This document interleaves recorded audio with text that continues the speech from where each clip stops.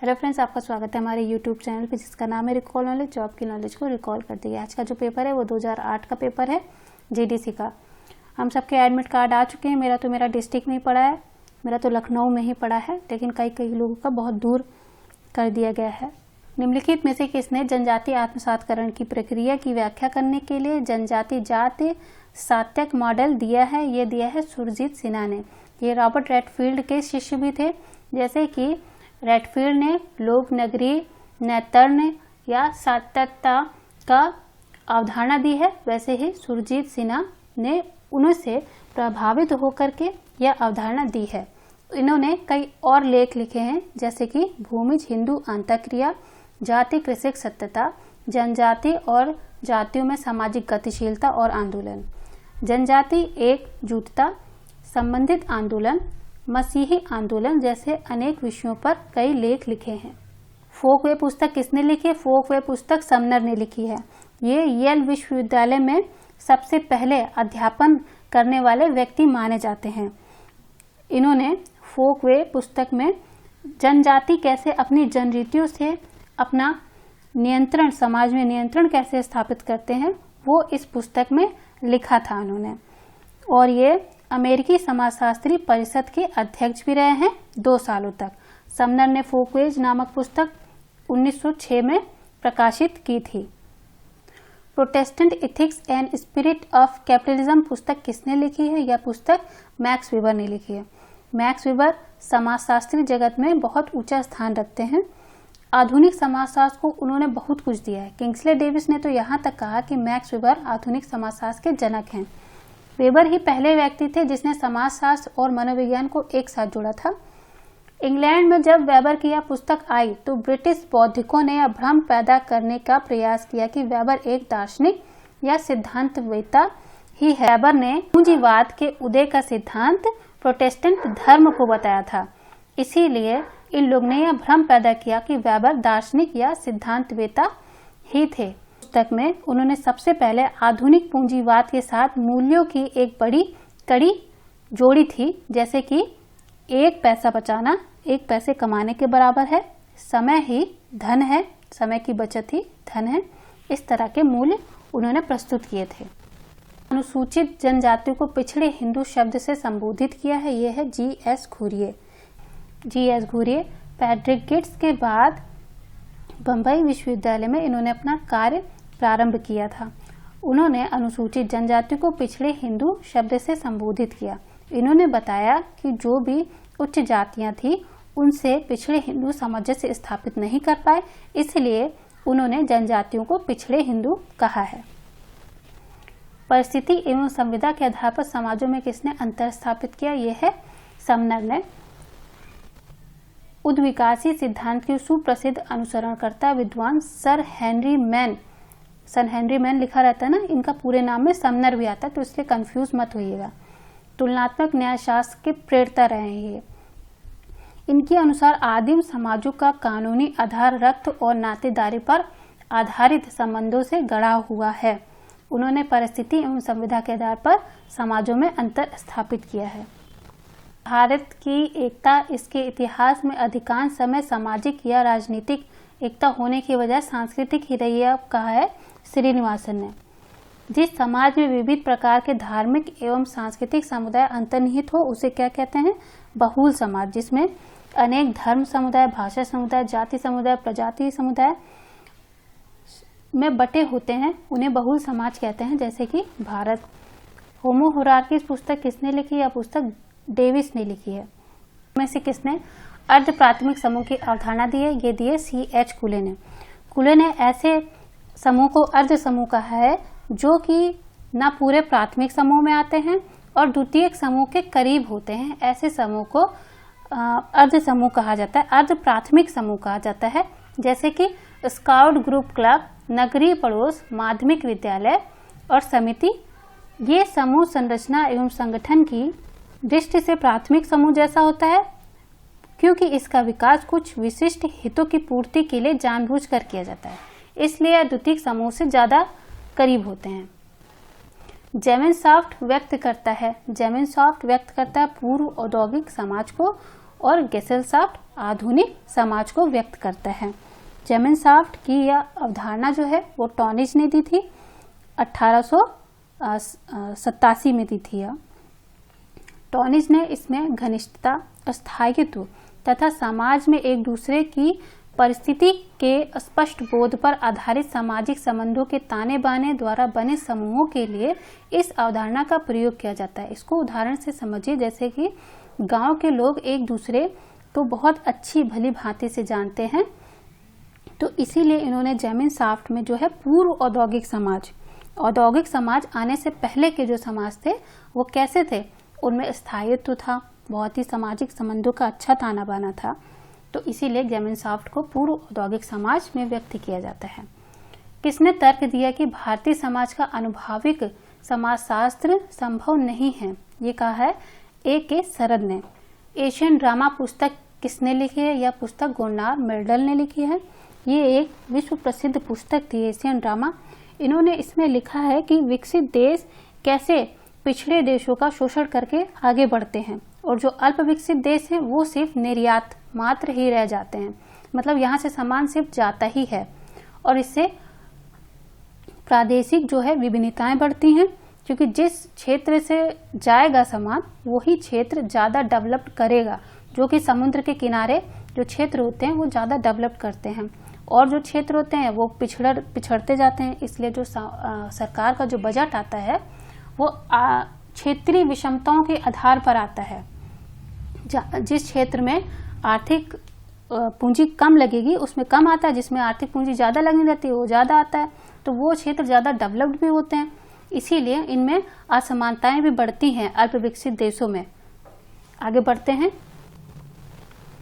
यह विचार किसने प्रतिपादित किया है कि प्रत्येक अंश प्रक्रियात्मक है? ये दिया है मेलिनोवस्की ने।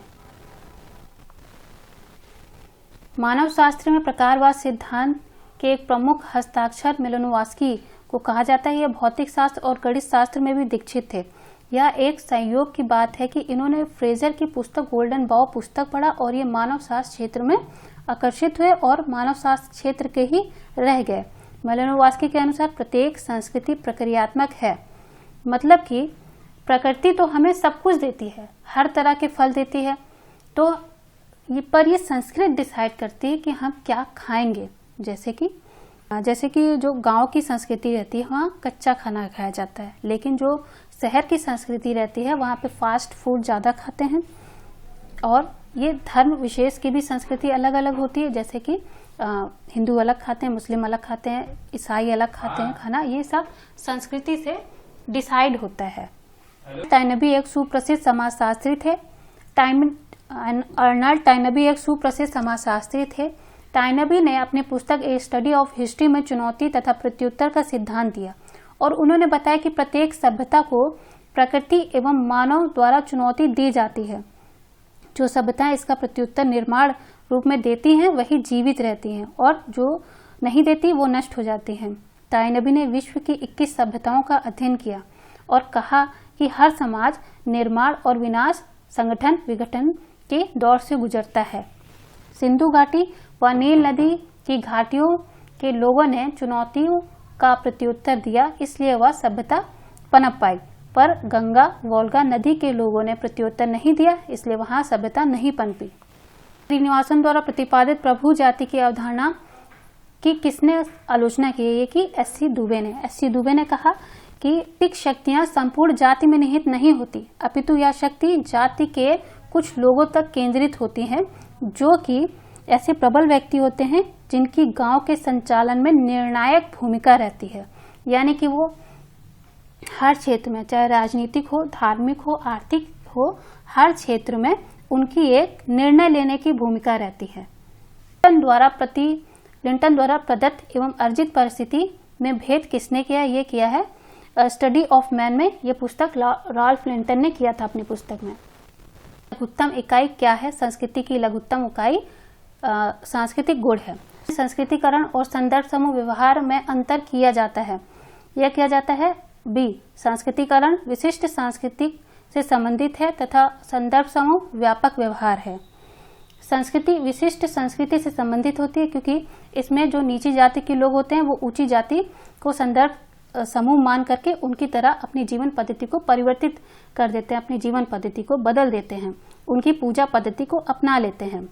और संदर्भ समूह व्यवहार का क्षेत्र बहुत व्यापक है, क्योंकि प्रगतिशील और आशावादी ये इंसान को बना देता है। जैसे कि एक पिता अपने बेटे से कहता है कि मेहनत करो, देखो उसका चयन IAS में हो गया है। संदर्भ समूह व्यक्ति को अनुचित से उचित की ओर सही से सिखाने का प्रयत्न करती है। इसमें प्रगति ज्यादा होती है। संस्कृतिकरण एक विशिष्ट संस्कृति से संबंधित है, जबकि संदर्भ समूह का व्यवहार व्यापक है। संरचनात्मक दृष्टता का सिद्धांत किसने दिया है? यह दिया है मार्टन ने। समूह प्रतिमानों में अनुरूपता सुनिश्चित करने के लिए पुरस्कार एवं दंड का प्रयोग किया जाता है। ये कहा जाता है अनुशासित। इसमें पुरस्कार और दंड देने की एक व्यवस्था होती है, जिसको संस्वीकृत या अनुशासित कहते हैं। टीवी बोटोमोर के अनुसार समाजशास्त्र 3 सोपानों से बना है। ये 3 सोपान होते हैं: विश्वकोशी, उद्विकासी, प्रत्यक्ष विज्ञान। किसने सामाजिक व्यवस्था को समाजीकरण का तंत्र तथा सामाजिक नियंत्रण का तंत्र कहा है? ये कहा है पार्सन्स ने। संदर्भ समूह व्यवहार का समानता क्या परिणाम रहता है? यह होता है अग्रेतर समाजीकरण। किसी भी भावी सामाजिक भूमिका से संबंधित दायित्वों, अधिकारों, अपेक्षाओं, मनोभावों, व्यवहारों को पहले से ही सीख लेना, उसको ही प्रत्याशी समाजीकरण कहते हैं। ये एक ऐसी प्रक्रिया है कि भविष्य में अगर कोई समस्या भी आ जाती है तो हम उससे अनुकूलन कैसे स्थापित कर सकते हैं, कैसे अपने आप को उस परिवर्तन में ढाल सकते हैं, ये सभी प्रत्याशी समाजीकरण में सिखाया जाता है। ये अवधारणा मार्टन एवं A.S. किट ने दी है। मानवता के इतिहास में खोजयुक्त अर्थ कभी नहीं था। वैश्विक इतिहास का प्राचीन, मध्यकालीन एवं आधुनिक में परंपरागत बंटवारा पूरी तरह भ्रामक है और निर्वाचनात्मक प्रयोग रहित है। यह दिया है। इसमें AR दोनों सही है, पर RA की सही व्याख्या नहीं है। अंडमान आइसलैंडर नामक पुस्तक की रचयिता कौन है? इस पुस्तक की रचयिता रेडक्लिफ ब्राउन है। उप संस्कृति जो समाज की अन्य उप संस्कृतियों को नकारती है उसे प्रति संस्कृति कहते हैं, जैसे कि हिप्पी संस्कृति। जब किसी समाज के मुख्य संस्कृति को उसी संस्कृति की उप संस्कृतियों द्वारा प्रत्यक्ष विरोध किया जाता है तो उसके सर्वाधिक महत्वपूर्ण मापदंडों एवं मूल्यों को चुनौती दी जाती है, यह नकारा जाता है और उसके प्रति अपना विरोध प्रकट किया जाता है। तब ऐसी उप संस्कृतियों के प्रति सांस्कृतिक प्रतिरोधी संस्कृति कहा जाता है। इस प्रकार औद्योगिक पश्चिम समाजों में सन 1968 के आसपास हिप्पी संस्कृति का उदय हुआ तथा सत्ता प्रतिष्ठान के विरोध में विद्यार्थी आंदोलन हुए। वे सभी प्रति संस्कृति के रूप में देखे जा सकते हैं। इसमें से किसने कहा कि अपराध सामान्य एवं प्रक्रियात्मक दोनों हैं? यह कहा इमानुएल दुर्खिम ने। व्यवहार मार्टन के अनुसार सामाजिक संरचना का प्रकार है। सामाजिक विचलन के कारण संबंध में व्यक्तिगत या जैविक कारकों की अपेक्षा सामाजिक कारकों को अधिक उत्तरदायी ठहराया जाता है, यह कहा मार्टन ने। विचलन व्यवहार जो कि सामाजिक मानदंडों का उल्लंघन है, किंतु ऐसा व्यवहार छोटा मोटा ही होता है और या अपने आप को अपचारी या विचलन व्यक्ति नहीं मानते, बल्कि दूसरे जब ये उल्लंघन करते हैं मानदंडों का तो उन्हें भी विचलनकारी व्यक्ति नहीं मानते। इसीलिए कारण कार्य संबंध में व्यक्तिगत या जैविक कारकों की अपेक्षा सामाजिक कारकों को अधिक उत्तरदायी ठहराया जाता है। ताकि अवधारणा किसने दी है? यह अवधारणा इमानुएल दुर्खिम ने दी है। इमानुएल दुर्खिम को आधुनिक समाजशास्त्र के विषय के संस्थापक में से एक अग्रणी प्रवर्तक माना जाता है, जिन्होंने समाजशास्त्र को एक अकादमिक विषय के रूप में प्रस्थापित करने में महत्वपूर्ण भूमिका निभाई है। इन्होंने तुलनात्मक पद्धति का सबसे पहले वैज्ञानिक पद्धति में इस्तेमाल किया था। इमानुएल दुर्खिम को पहला अकादमिक समाजशास्त्री माना जाता है। समाजशास्त्र के मापदंडों का अभाव हो जाना या भंग हो जाना, व्यापक स्तर पर अव्यवस्था फैल जाना तथा असमंजस और तनाव की स्थिति उत्पन्न हो जाने को मानक शून्यता या मर्यादा विहीनता भी कहते हैं।